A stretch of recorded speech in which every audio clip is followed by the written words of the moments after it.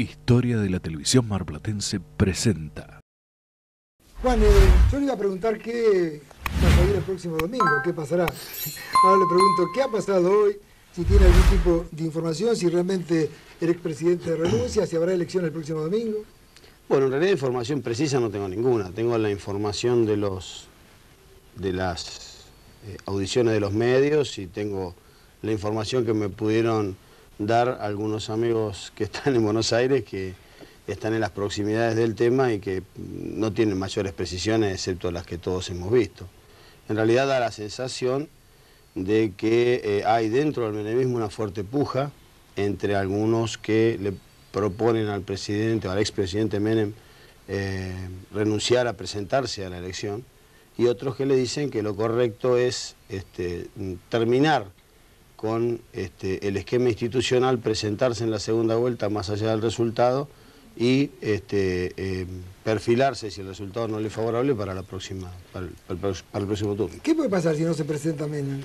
¿Hay un problema institucional? Bueno, problema institucional no hay. En realidad el código electoral es muy claro. Si no se presenta la fórmula Menem-Romero, queda consagrada la fórmula Kirchner-Scioli. O sea, no hay problemas institucionales en ese sentido. Es natural que no es lo que conviene, no es lo que corresponde. En primer lugar, por el propio expresidente Menem, porque por lo menos desde mi punto de vista, las peleas hay que darlas aun cuando uno sepa que las va a perder. El otro día yo le decía a un amigo, si el coronel Mansilla hubiese creído que no hubiese estado decidido a dar la pelea de la vuelta obligado, no lo hubiese dado porque sabía que le iba a perder. Era imposible con 4 cañones viejos y 10 cadenas parar a la flota más poderosa del mundo. Pero la dio igual porque es la forma de determinar, de decir, de mostrar la determinación que uno tiene de que nada sea de arriba, digamos, que las cosas se dan como se tienen que dar. Me parece que eso es lo que debe hacer el expresidente. Y no habrá que pensar también que, si bien es cierto que es muy importante la fórmula presidencial, el presidente o el vice, no es menos importante lo que ocurra de acá a septiembre con los legisladores, con los gobernadores, con los intendentes, con los concejales. Sí, claro, el presidente se construye a sí mismo en el ejercicio del poder. Si el presidente gestiona de una manera lógica, sensata, razonable y acorde con las expectativas de los argentinos, seguramente el porcentaje con el que fue elegido va a perder trascendencia. Si no, fíjese que de la Rúa lo eligieron con el 50% y a los 2 años se fue en un helicóptero desde el techo de la Casa Rosada. O sea, no determina nada con qué porcentaje fue elegido el presidente. Lo determinante es cómo gestiona, en primer lugar. En segundo lugar, este es un año que tiene una serie de pasos electorales, sobre todo provinciales, casi todas las provincias eligen sus gobernadores, y naturalmente el presidente va a respaldar a los gobernadores que le sean, digamos, a quienes quiera respaldar, y seguramente son los que van a ganar, con lo cual desde ese punto de vista, que en mi opinión no es el más trascendente, va a estar legitimado igual. Pero, insisto... Y la elección, como decíamos, de legisladores, hay que ir preparándola con tiempo, es decir, el menemismo se retira a Menem, supongamos, ¿no? Quizás no, quizás sí. ¿Y tiene la posibilidad de hacer una base buena con legisladores, con intendentes y gobernadores o no? Y se le va a hacer muy difícil, Cholo, son dos modelos de país diferentes. Mire, si usted cree en un país con concentración económica en la que después se va a producir un derrame, que nunca se produce porque los que concentran la economía cada vez ponen un tarro más grande, el derrame nunca pasa.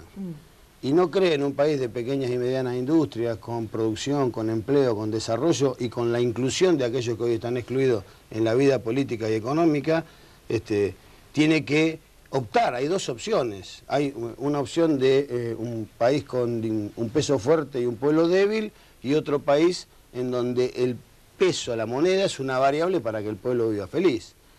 Usted puede ir a los organismos internacionales a discutir desde la sumisión absoluta, o puede ir y decir, bueno, mire, yo no digo que no voy a pagar, lo que digo es, guarda, porque voy a pagar lo justo, lo que corresponde y como yo pueda. Entonces, digamos, son dos países diferentes, son dos modelos distintos. Se reflejan en el presidente y en el vice ahora porque esta es la elección que tenemos encima, pero también se van a reflejar en todos y cada uno de los turnos electorales, porque estas dos concepciones, estos dos países que se empiezan a diferenciar, que hoy se diferencian nítidamente el uno del otro, se van a reflejar en todos lados. O sea que no va a ser tan simple para este esquema del menemismo. Fíjese usted que Menem ya ni siquiera defiende la convertibilidad, digamos. La noción de que ese mundo que conocimos en la década del 90 terminó, la tiene él también. Los argentinos, creo yo, que lo que quieren es elegir como presidente a un hombre común.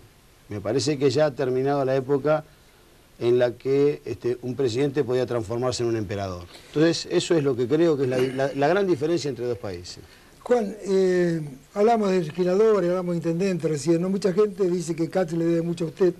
¿Será así? ¿O cuando llegue el día de la elección? ¿Del Olio Katz o Katz tendrá su gente? ¿Cómo va a ser eso?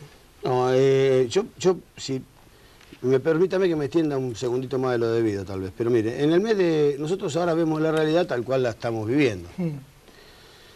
Para entender la realidad hay que retrotraerse al mes de febrero del 2002. Hay que recordar la situación. Había renunciado a Aprile, estaba la municipalidad tomada, la plaza también. La provincia estaba muy complicada, la nación estaba terriblemente conflictuada. Movilizaciones todos los días, conflictos todos los días, dificultades que eran imposibles de resolver. En ese contexto asume Katz, que era el segundo concejal de la lista que ganó. Ni siquiera era el que correspondía, que era el primero, era el segundo. En ese contexto asume Katz. En ese esquema, Katz le solicita al justicialismo que haga una colaboración en términos de gobernabilidad. ¿Qué es lo que hicimos? Nos pusimos a acompañar al intendente, porque en esta ciudad vivimos todos. Vivo yo y vive mi familia. Y eso fue lo que hicimos. Ayudamos a este intendente a mejorar sus posibilidades, que en todo caso son mejorar las posibilidades de los marplatenses. A partir de ahí se entraron a tejer infinidad de versiones y de idas y venidas. Nunca jamás habló Katz conmigo, ni yo con él, de una alianza electoral entre el peronismo y el radicalismo. El peronismo hizo una elección interna, eligió sus candidatos, lo hizo en la forma democrática en la que lo hace siempre, y el candidato del justicialismo es Mario Del Olio. No hay ya ninguna duda al respecto. Katz será candidato de la Unión Cívica Radical y nosotros concurriremos a la elección con las distintas fórmulas que hemos elegido. El gobernador va a ser Solá, el candidato a gobernador va a ser Felipe Solá, la lista de diputados provinciales de la quinta sesión electoral la encabezo yo y el candidato a intendente va a ser Mario Del Olio. Muy bien, Juan, se nos fue el tiempo, pero ¿qué pasó en Tandil sintéticamente ayer con la presencia del gobernador? Bueno, es difícil ser sintético. Nosotros votamos una ley de descentralización tributaria. El gobernador está muy comprometido con la idea de la descentralización. Esa ley de descentralización tributaria empezó a funcionar ya y ha proveído a los municipios de una importante cantidad de dinero, casi 30 millones de pesos en lo que va del año, de los cuales una parte importante también le corresponde a Mar del Plata. El gobernador hizo una reunión de gabinete allí con todos los intendentes de la quinta sesión electoral, de todos los partidos, digamos, para explicar, para hacer conocer las cifras y también para empezar a plantear un proceso de descentralización más profundo que alcance no solo ya a la cuestión tributaria, sino a muchos de los servicios que la provincia presta y que en mi opinión, y en eso comparto la visión de Solá, si procediéramos a descentralizar seriamente el gobierno provincial, los municipios estarían mucho mejor, pero sobre todo la gente recibiría los servicios por lo que paga de una manera más adecuada. ¿Sí o no? ¿Se va menos o se queda? Es una duda. Yo creo que a esta altura le conviene irse, porque creo que después de todo el día de hoy, de ida, venida, de rumores, porque los rumores los echó a rodar Guelar, yo creo que hoy por hoy diría que le conviene irse. Gracias, Juan, muy amable. No, gracias a ustedes. A propósito de Carlos Menem, estuvo en Mar del Plata el viernes, tuvimos la oportunidad de conversar con él, hicimos una nota, ¿cómo se dice? Exclusiva porque estábamos solos, claro, como con muchos medios, ¿no? Y esto nos decía el presidente el viernes a la noche en Mar del Plata.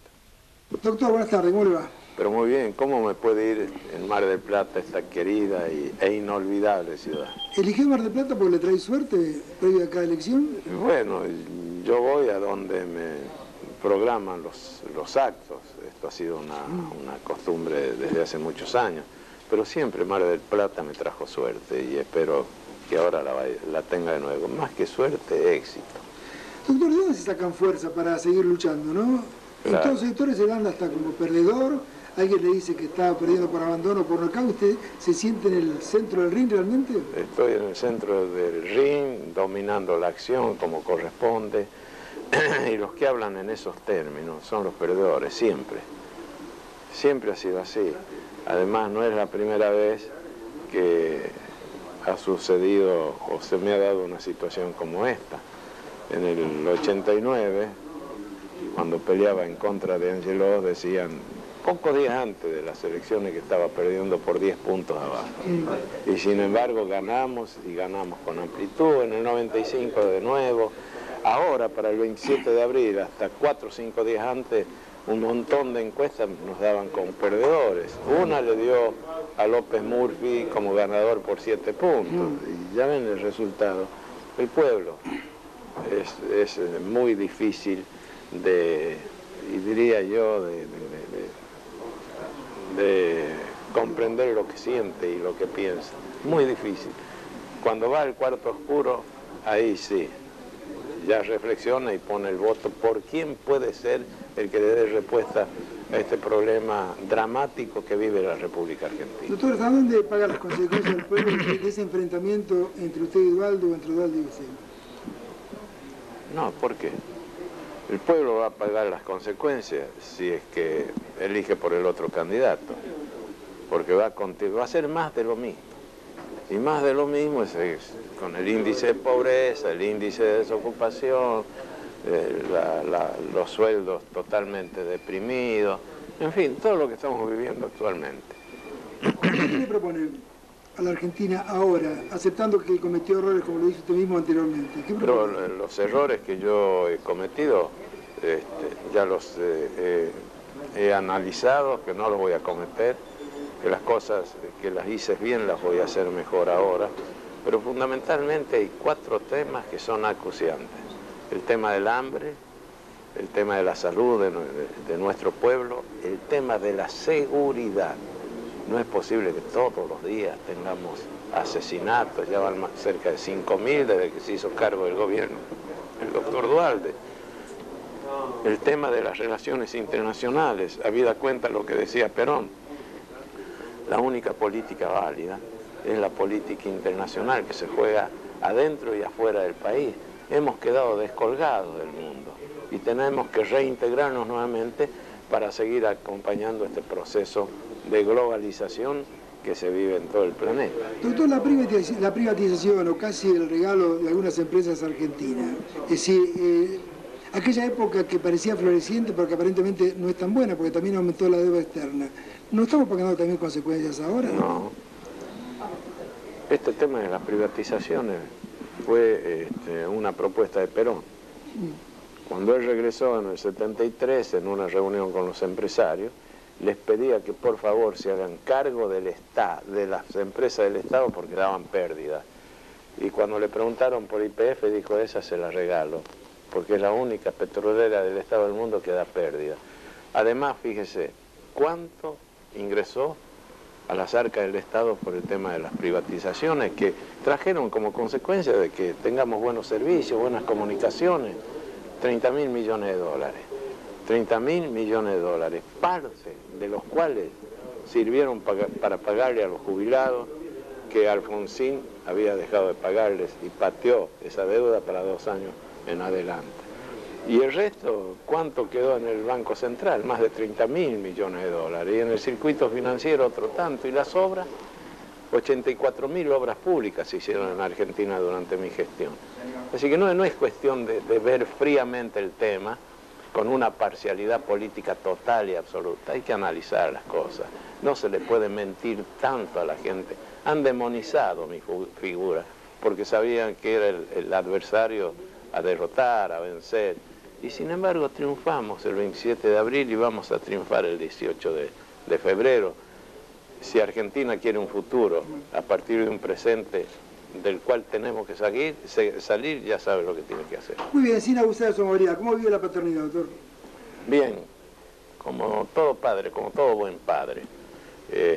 Además no va a ser la primera vez. Lamentablemente uno de mis hijos no está, el otro, Zulemita, está a punto de casarse y eso me hace muy feliz, máxime con este nuevo vástago que viene en camino. Gracias por esta deferencia. Al contrario, Cholo, suerte. Así conversamos con el expresidente, ya hubo llamada telefónica diciendo que le dije presidente, es un error que ruego me sepan disculpar, el viernes cuando estuvo aquí en Mar del Plata dando la conferencia de prensa. Martín. ¿Cómo te va, Buenas Cholo? noches, un gusto recibirte. Bien. De la casa. Ha generado una gran expectativa Menem a partir de hoy, de estas idas y vueltas acerca de su posible renuncia. Sin duda lo que ha logrado, más allá de la decisión que tome finalmente, es ponerse nuevamente en el centro de la escena. En este momento todos los medios nosotros estamos hablando de Menem y no del balotaje ni de lo que va a pasar después del 25 de mayo. Habíamos previsto invitar a referentes de Kirchner en la ciudad. Estuvo Juan Gariboto con nosotros, están Daniel Rodríguez, concejal. ¿Cómo le va, Rodríguez? ¿Qué tal? José Román, diputado provincial del Frente Grande, también.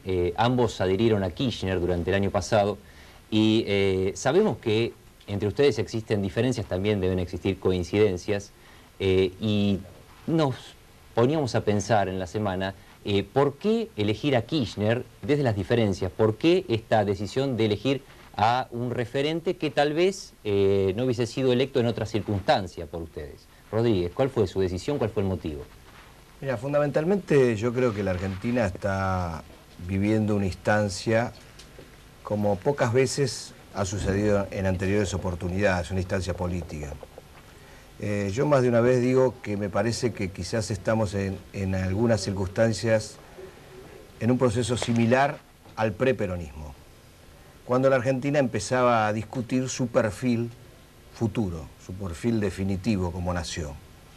Apareció un señor como Perón, logró convocar una amplia franja de la Argentina, con extracciones de distintos sectores de la política, y logró marcar un rumbo. Digo, quedaron sectores de un lado y sectores del otro lado. Me parece que la Argentina en esta circunstancia está viviendo un proceso similar.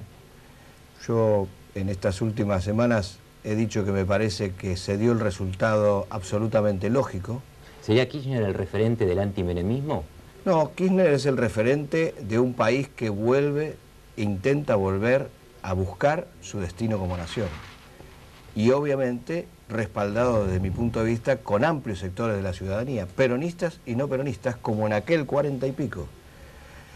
Esperamos que el domingo se pueda revalidar claramente en las urnas, porque va a suceder eso, va a ser un triunfo aplastante, y se va a consolidar un proceso que esta Argentina está exigiendo, que no se circunscriba nada más que a un partido político, sino se circunscriba a un gran movimiento, como sucedió en el 40 y pico, que saque a esta nación de esta postración para su futuro, ¿no? Román, ustedes, desde el Frente Grande, usted personalmente criticó muchas veces a Duhalde y al dualdismo. Termina apoyando al candidato de Duhalde. Sí.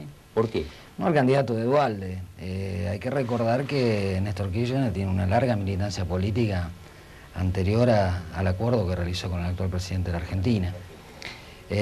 Allá por el año pasado y más tempranamente, algunos dirigentes de mi espacio político, el progresismo en general, empezaron a caminar entre muy pocos con Néstor Kirchner todo el territorio nacional. En una propuesta que me parece sintetizó muy bien Daniel Rodríguez, la idea de volver a construir un país, la idea de integrar a esos millones de personas que están afuera del aparato productivo, del aparato político, del aparato cultural, digamos. Esos millones de marginados que hay que ponerse a pensar seriamente cómo los integramos. Nosotros ¿Es una nueva política, un nuevo proyecto, Román? ¿Es una nueva política, un nuevo proyecto, o se está apoyando a un hombre? Yo creo que hay una crisis profunda de los partidos políticos en general. Creo que en la Argentina se está viniendo un nuevo reacomodamiento político que no tiene que ver con acuerdos de dirigentes, sino que tiene que ver hacia dónde empuja la sociedad. Usted sabe, Ciano, que cuando una sociedad define un camino es inexorable ese camino. Creo que viene el camino del cambio, creo que viene el camino del cambio desde el punto de vista del modelo económico y creo por sobre todas las cosas que viene algo que tenemos una gran deuda que tiene que ver con todo lo que hace con lo institucional. Lo que estamos discutiendo hoy a raíz de la posible bajada de Menem de su candidatura tiene que ver con el permanente forzamiento institucional que venimos sufriendo los argentinos, ¿no? Esto le hizo muy mal a la política, esto alejó la política de la sociedad. Creo que Menem es uno de los grandes responsables de esto y creo que esto es un tema que Néstor Kirchner tiene muy claro y creo que es uno de los puntos que más va a desarrollar en lo inmediato en su gestión. Le hago la misma pregunta a los dos para ir terminando. ¿Kirchner va a ser un presidente débil si no hay balotaje, si se queda con el 22% que obtuvo en la primera vuelta? No, yo no lo conozco en profundidad, voy a ser honesto, he tenido una relación directa con él, pero en poco tiempo.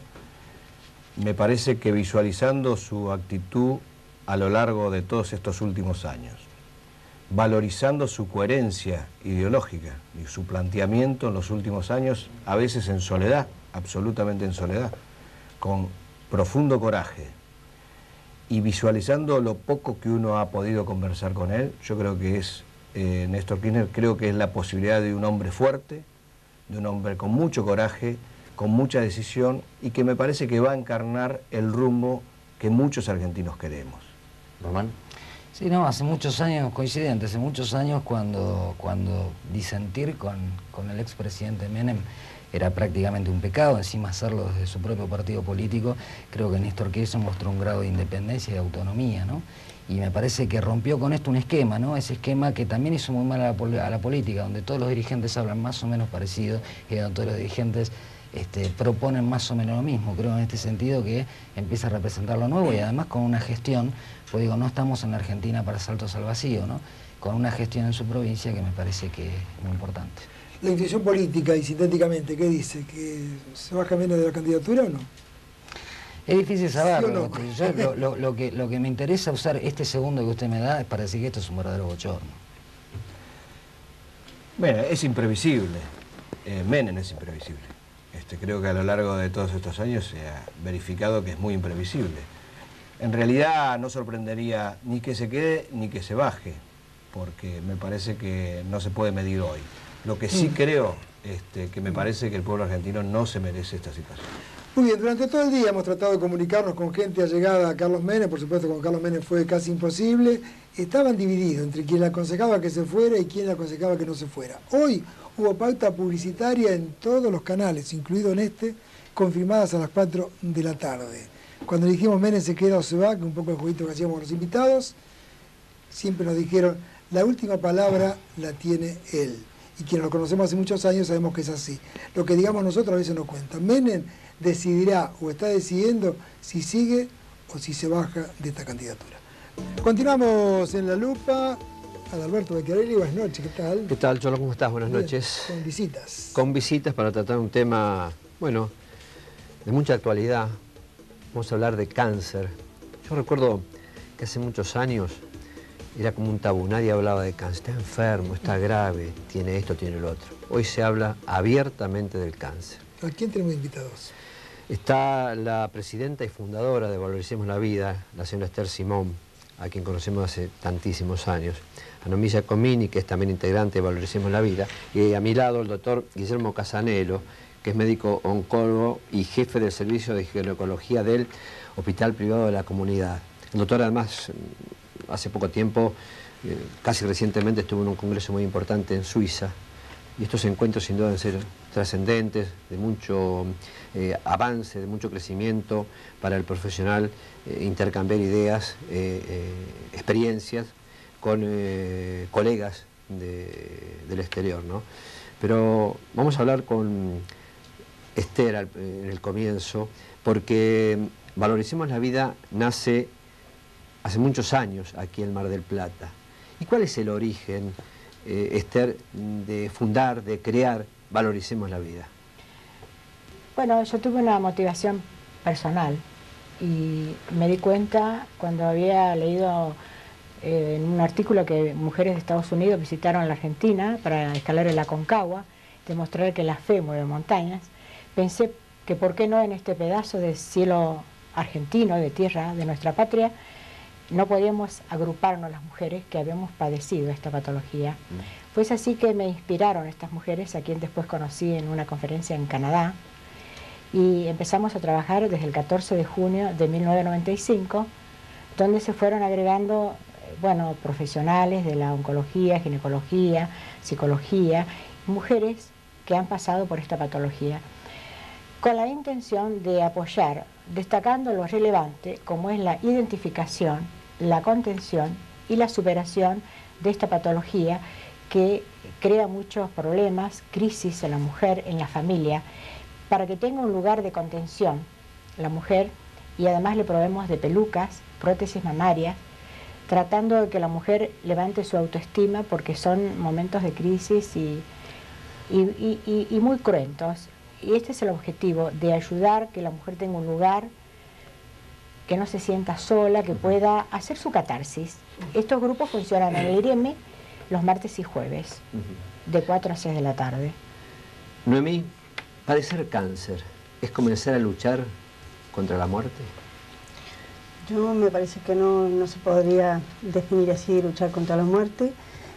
Soy partidaria de entender que cada crisis es una oportunidad y, como dijo la locutora en el desfile, estamos acostumbrados a hablar de balotaje en la política.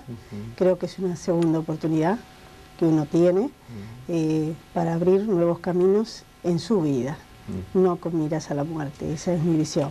Esther, ¿es impactante enterarse que se padece cáncer? Sí, sí, uno siente que se le viene el mundo encima.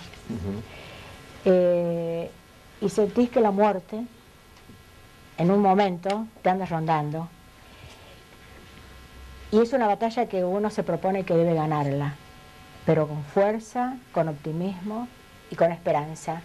Cada día uno debe pensar que eso ya pasó. Hay un antes y un después. Doctor, y valorar la vida.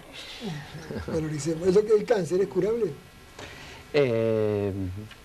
Para la cura del cáncer es fundamental el diagnóstico precoz.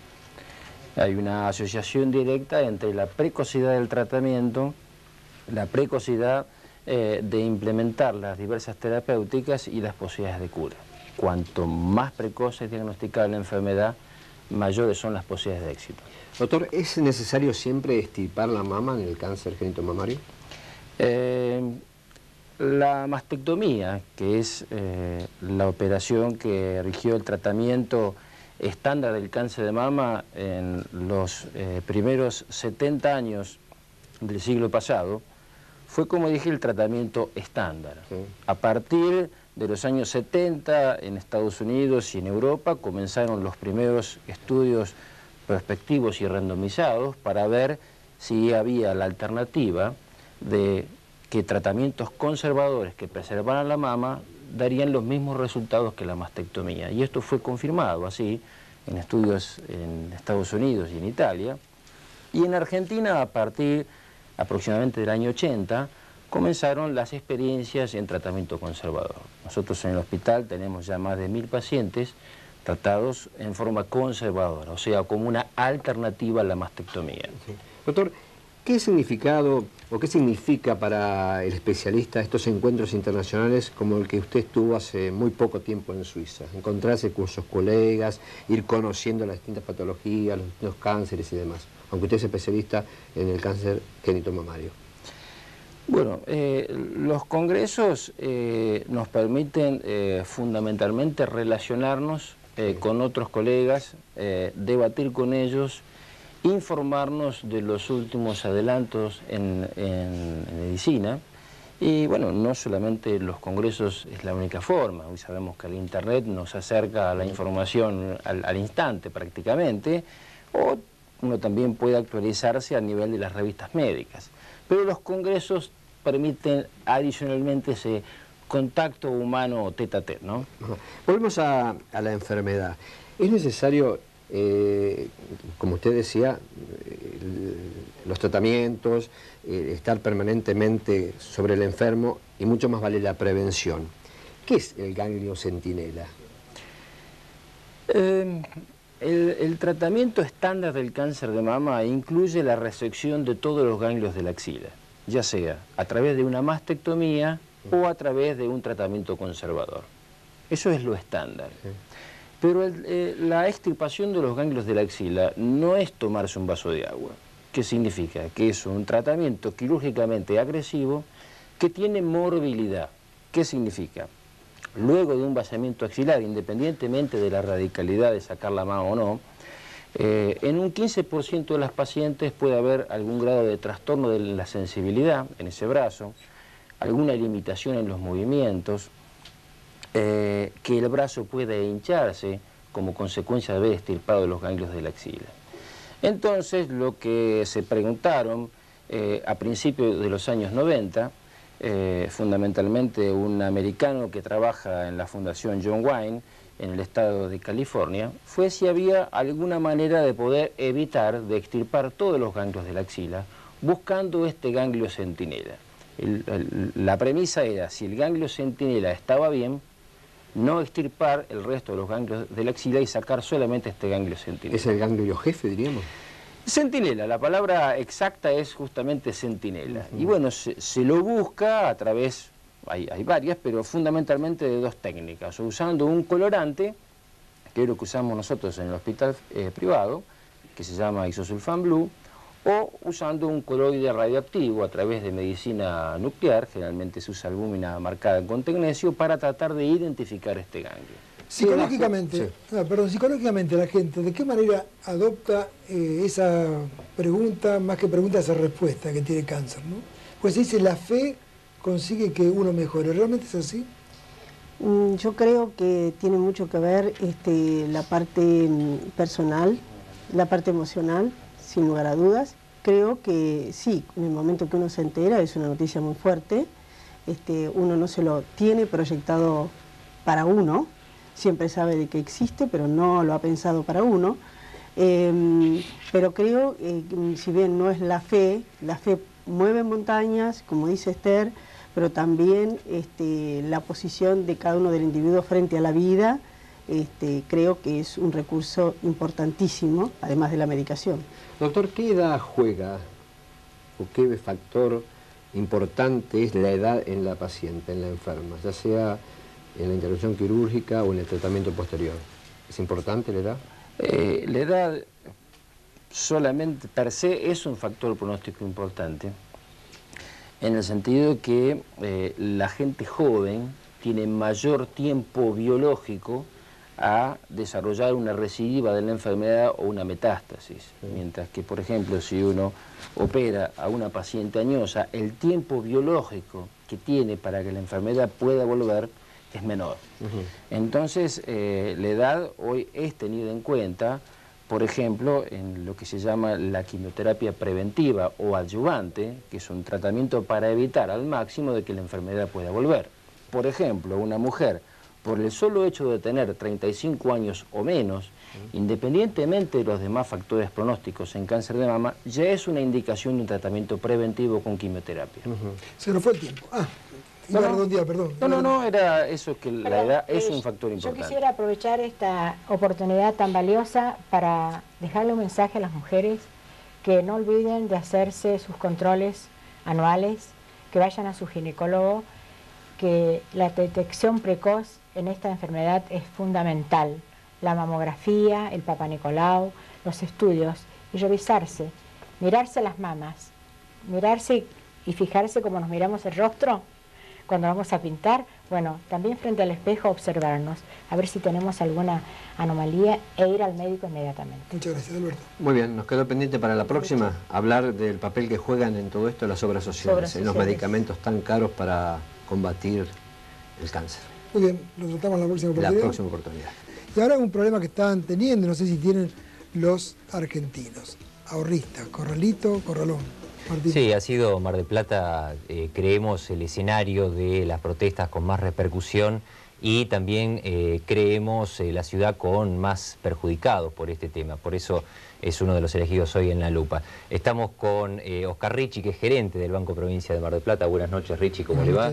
Pedro Dirrani, que es referente de los ahorristas, lo hemos visto en la mayoría, creo, en todas las marchas de los ahorristas en Mar del Plata. Así es, bueno. Y el presidente del Colegio de Abogados, Jerónimo Granel. Yo los invito a compartir unos datos, una información que tenemos acopiada en una placa y después comenzamos a conversar. Según datos oficiales, en Mar del Plata 45.000 personas tuvieron sus depósitos acorralados, aunque extraoficialmente ese número se duplicaría. De los 19.000 amparos, solo 4.500 personas recuperaron sus depósitos, que si bien son pocos, en Mar del Plata se logró rescatar más ahorros que en cualquier otra ciudad del país. Ricci, ¿usted considera que hubo exageración en las protestas, que los ahorristas se ensañaron contra el personal de los bancos? No, nosotros consideramos que la protesta es válida porque lo primero que hay que tener en cuenta es que los ahorros son de los depositantes. Lo que por ahí a nosotros nos molesta es la agresión contra el banco, precisamente contra el Banco Provincia. Cuando empezaron la protesta destrozaron una puerta que hasta el día de hoy no se puede abrir se destrozó también la parte de afuera de la puerta. Nosotros consideramos que los ahorristas tienen todo el derecho de protestarlo, pero no atacando a la institución. Virrani, ¿estaba dentro de lo previsto hacer esas cosas que ha descrito Richie? No, de ninguna manera. Tal es así el atraso en la presentación de los amparos. Siempre hemos recurrido primeramente a los bancos a tratar de hablar, así como fuimos a depositar el dinero, fuimos a hablar para recuperarlo o para reprogramarlo, porque la mayoría de las veces la mayoría de la gente no quería retirar el dinero. Pero bueno, ante las evasivas y ante la no respuesta de la justicia, porque los amparos, la misma palabra lo dice, es un amparo recurrente que usted fíjese, a 17 meses todavía seguimos peleando por los amparos. Solo el que ha vivido lo que nosotros estamos viviendo hace 17 meses sabe cómo nos sentimos, lo mal que estamos, la gente que se ha quedado sin trabajo, no solo sin dinero, porque la mayoría de la gente no era ahorrista, sino tenía el dinero en tránsito para futuros comercios por la situación del país que se caía, que había que cambiar de rubro, bueno, todo eso hizo generar todas estas cosas. Nadie está en contra de los bancarios, ni es simbólico lo que hacemos. Realmente nosotros, si hubiésemos tenido una justicia que se hubiese ocupado inmediatamente del ciudadano estafado y tan avasallado, quizás no hubiésemos tenido que llegar a salir. No es en este momento para nosotros muy gustoso estar a 17 meses en la calle. Yo quería preguntarle al doctor Jerónimo Granel si la justicia no se ocupó, no se preocupó o fue desbordada. Que lo último, Cholo, lo último, yo creo que ha sido desbordada. Imagínese usted que de buenas a primeras la pantalla ha sido elocuente con respecto a las cifras que se manejaron. De buenas a primeras hubo 15.000 juicios que entraron reclamando por estos amparos. La justicia ha tenido buena voluntad, pero ha quedado absolutamente desbordada, sin capacidad para reaccionar frente a este fenómeno excepcional. ¿Y los bancos respondieron a cuando la justicia determinaba que el dinero tenía que ser devuelto como corresponde? Sí, dentro de las posibilidades que tuvo el banco, siempre el Banco Provincia respondió. Yo le voy a dar un dato, solamente de amparos del Banco Provincia salieron 130.254.000 pesos. ¿Y cuánto tenían depositado? Había 202 millones de pesos, pero además de esos 130, 23.400.000 salieron ahora a través de la apertura del corralón, lo que nos da un importe de 153 millones de pesos solamente en todos los bancos provincia de Mar del Plata. Creo que es una cifra bastante elocuente y eso muestra cómo el banco fue atendiendo a los ahorristas. ¿La protesta contra el banco o contra el Estado? ¿O la bronca más que la protesta? La bronca empezó, uno fue a reclamar a donde dejó el dinero, que eran los bancos. Pero vuelvo a reiterar, era simbólico. Jamás nosotros nos hemos remitido a los gerentes, ni mucho menos pero psicológicamente afectaron a muchos empleados. Por supuesto, nosotros también psicológicamente estamos muy mal, tenemos nuestros muertos, nuestra gente que está muy mal psicológicamente. ¿Cuántos muertos, Irán? Y acá en Mar del Plata hemos tenido por lo menos cuatro personas muertas. El señor Nicolás Desiderio, conocido parapsicólogo, es justamente papá de un ahorrista nuestro que está en las marchas. La señora Ruiz, que le ha fallecido el marido y se ha quedado en el camino. Bueno, infinidad de gente. Yo no quiero decir que no tengan razón, quiero decir que la propia institución bancaria siempre presentaba problemas. Ya lo hemos hablado, incluso nosotros tenemos mucha gente amiga bancaria y ellos jamás se sintieron agredidos por nosotros, en ninguna manera. Es más, cuando vamos lo primero que hacemos es dirigirnos a ellos y pedirles disculpas tanto a la gente como a los compañeros bancarios para que no se sientan mal. No encontramos otra, porque hace muchos meses nos vienen poniendo palos en la rueda, desde el gobierno, por supuesto, y con el goteo, presionan a la justicia, porque realmente sabemos que a nivel nacional se presiona a la justicia, y bueno, y lo que acaba de decir acá el doctor, justamente también es cierto, ha sido desbordada en todo el país por esta situación que jamás nadie creía que íbamos a llegar a tenerlo, ¿no? Granel, ¿hubo falta de voluntad de la justicia en ampliar las condiciones para atender los amparos, en poner más personal para poder atender esta situación que era, además de acuciante, particular y que necesitaba una respuesta rápida? Sí, efectivamente. Yo creo que ha habido una falta, no de la justicia, en realidad, sino del Poder Judicial, y el respaldo desde el propio gobierno. Imagínese usted que todo esto es una garantía constitucional, el acceso a la justicia y el brindar inmediata respuesta a los reclamos de los demandantes es una garantía constitucional, tendría que ser una garantía constitucional, que ha sido de alguna manera avasallada por el propio gobierno. Al haber sido avasallada, la justicia también ha reaccionado reconociendo el derecho de los ahorristas a recuperar sus ahorros incautados, reconociéndoles el derecho constitucional a la propiedad. Ahora, el restablecimiento de ese equilibrio a través de los procedimientos, esto así ha quedado postergado. Esto es una falta de respuesta inmediata a la que usted hacía referencia. ¿Todos los bancos han tenido la conducta que usted mencionaba de tu provincia? No. No sabría decirle, Cholo, pero yo le puedo decir que el Banco Provincia, antes del corralito, tenía un monto de 218 millones de pesos depositados todos los bancos de Mar del Plata. Hoy tenemos 195 millones de pesos. Lo que se ha perdido del corralito ahora es un 10,71. Esto quiere decir que la gente que accedió a su dinero a través de los amparos o de la salida del corralón lo ha vuelto a reinvertir en el banco. La pregunta era para los dos, ¿no? Quizás más para usted, si los bancos respondieron de la misma manera. No respondieron. Hay bancos que hace 9 meses tienen los mandamientos y no cumplen. Disponen de muy poco dinero, tal es así que la justicia misma ha hecho una presentación al Banco Central para que tome cartas en el asunto, porque no puede ser que un banco argumente no tener disponibilidad de dinero, por un lado, para pagar los mandamientos, y por el otro lado, haga solicitadas en los diarios como dispone de dinero. Es el caso de Crédico, por ejemplo, uno de los bancos. Entonces, no es en todos los casos. Yo no discuto lo que dice el señor Ricci, que creo que si lo dice por algo es, pero otros bancos no tienen la misma política. Estamos en el último minuto. Vamos en el último minuto, es un tema que seguramente va a continuar.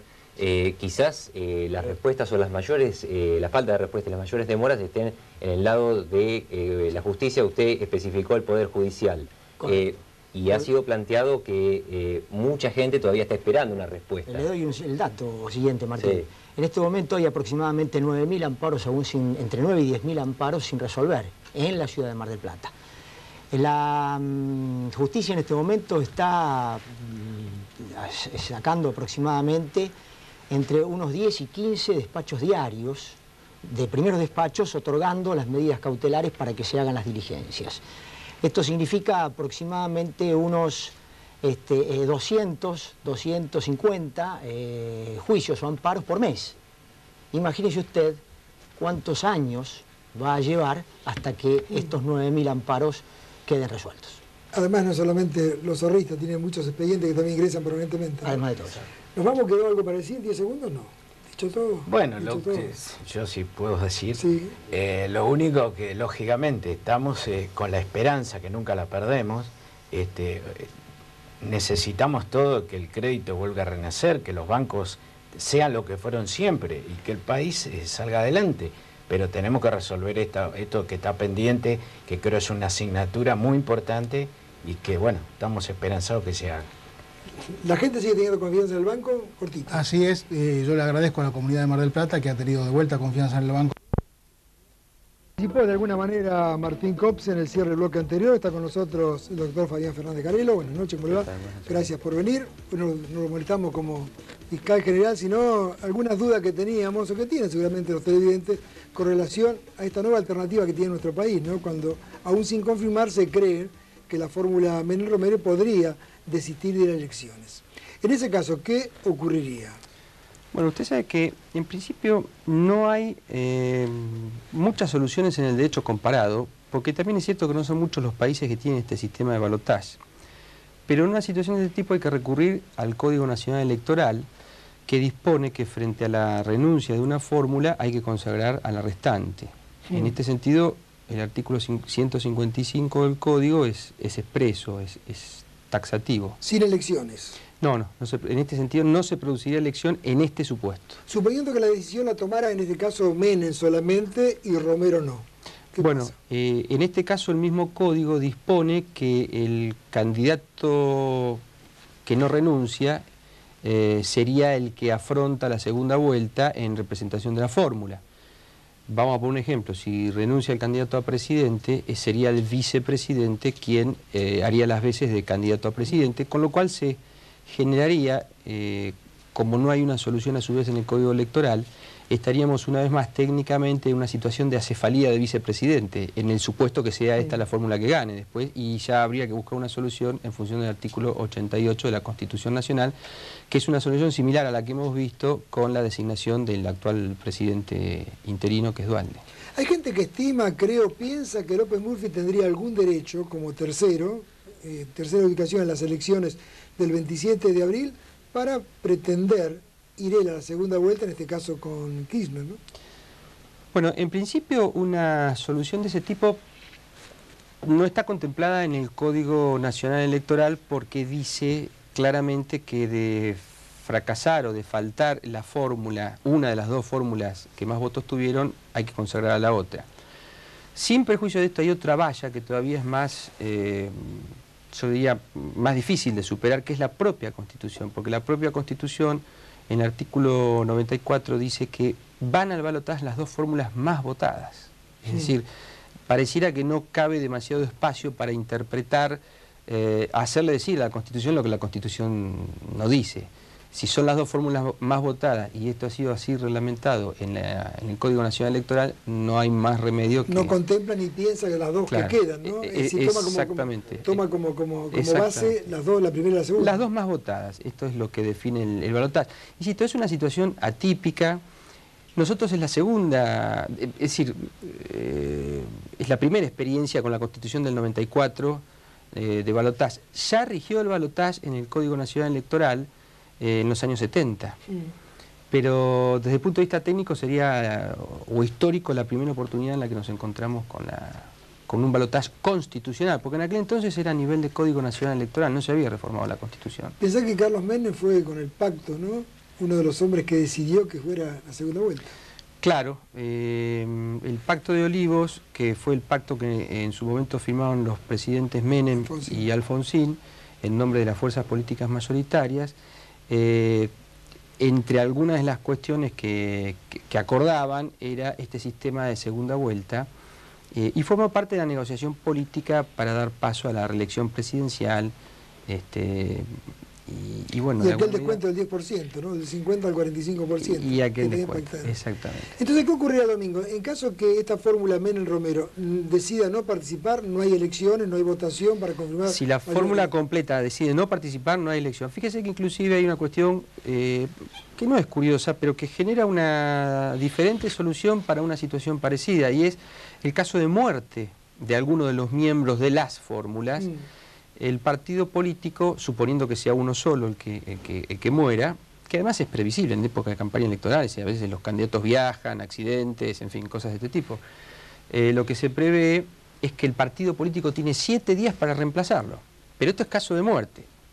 Indudablemente el legislador lo ha contemplado de esta forma porque es muy diferente cuando existe una renuncia de por medio, porque pareciera que si existe la renuncia de uno solo y si se le concediera, cosa que no está contemplado, al partido político 7 días para reemplazarlo, esto se prestaría a alguna clase de manipulación de los candidatos. Presidente, doctor, si la posibilidad que bajara Menem, siguiera solamente Juan Carlos Romero y entonces pidieran esos 7 días. Otra de las cosas que también... Bueno, pero esto sí sería, no sería viable cuando hay renuncia, insisto. Sí es viable cuando hay muerte. ¿Está plenamente establecido eso? Cuando hay muerte sí, pero cuando hay renuncia no. Cuando hay renuncia pareciera que se nos genera una situación de acefalía, digamos, si es que esa fórmula con un solo candidato después llega a ganar el balotaje. ¿Por qué? Porque sería una fórmula donde se estaría eligiendo solamente presidente y estaría faltando el vicepresidente. Me acercan un papelito, dice, después de las 23, Menem salió a saludar a sus seguidores y les dijo... no los voy a defraudar. Y bueno, esta es una apreciación política, quizás todos tengamos un poco esta idea de que nos han puesto a hablar sobre determinadas cuestiones, pero bueno, no deja de ser un buen ejercicio de interpretación constitucional y democrática, así que vale la pena. De la política, ¿usted piensa que renuncia Menem a esta posición? No, yo en este momento no soy hombre de la política, lo tengo que aclarar. No, pero eso, no, está bien, lo sabemos todos, pero no puede negar que es un hombre político. Somos todos hombres políticos. Y hasta político partidista, ¿no? Somos todos hombres políticos en nuestra actividad en la medida que no vivimos ni en una selva, como decía Aristóteles, ni somos dioses, es decir, necesitamos vivir en comunidad. Claro, yo lo que creo es lo siguiente, y ya se lo digo, insisto, no como hombre de la política, sino hasta como profesor de Derecho Constitucional. Acá lo que está en juego, más allá de la legalidad del procedimiento, que eso está claro, si no pareciera que no hay ninguna duda, es un concepto que está muy estudiado en la ciencia política, que es una ciencia como es la biología, el derecho, que es el concepto de legitimidad. Es decir, una cosa es la legalidad, es decir, es el mecanismo que uno utiliza para acceder al poder. Si es un mecanismo constitucional, uno está en un marco de legalidad. Si no es constitucional, bueno, será un marco de facto, como ha pasado tantas veces en el país. Pero hay un concepto diferente que es el de la legitimidad. La legitimidad tiene que ver más con la autoridad que uno tiene para enfrentar el ejercicio del poder. Y yo creo que el problema que se le generaría a la República Argentina, sí, posiblemente sea un problema de legitimidad. Es decir, necesitaríamos quizá un balotaje para que la cuestión se defina y se termine por diseñar qué apoyo tiene el candidato que en definitiva asuma en estas condiciones. Por eso a veces se dice legal, pero no es legítimo o al revés. Claro. Un comentario chiquito sobre este punto. Fíjese que hace poco se analizaba en Francia, a raíz de la guerra con Irak, la posición tan fuerte internacional que asumió el presidente Chirac de Francia, que llega a la presidencia con una primera vuelta muy débil, inclusive con un avance muy importante de un candidato muy resistido, que aparentemente no hubiera tenido legitimidad por sus ideas nazifascistas, no, más filonazistas, ¿no es cierto?